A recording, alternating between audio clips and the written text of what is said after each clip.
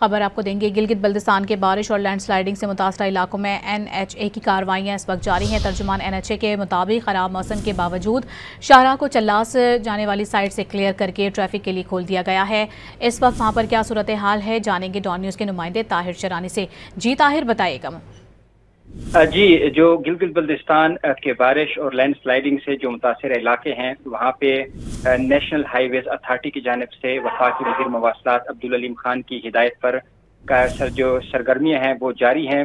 ترجمان NHA کا کہنا ہے کہ خراب موسم کے باوجود شاہراہ کو چلاس والی سائٹ سے کلیئر کر دیا گیا ہے، تاہم موسم کی بہتری کے ساتھ ہی جو NHA کی امدادی سرگرمیاں ہیں اس میں مزید تیزی آئے گی۔ ترجمان کا کہنا ہے کہ مذکورہ مقام پر اب شاہراہ ٹریفک کے لیے کھلی ہے۔ جھلگٹ کے KM 161 مقام پر شاہراہ کو کلیئر کر دیا گیا ہے۔ اس کے ساتھ ساتھ ترجمان NHA نے یہ بھی کہا ہے کہ جو NHA کی امدادی سرگرمیاں ہیں وہ اس وقت جاری ہیں، اس کے باوجود کہ موسم خراب ہے اور روڈ کلیئرنس کے لیے کام کے لیے جو بھاری مشینری ہے اور افرادی قوت ہے اس کا استعمال کیا جا رہا ہے۔ باقی مقامات پر بند شاہراہ کھولنے کے تک کلیئرنس جو آپریشن ہے وہ جاری رہے گا۔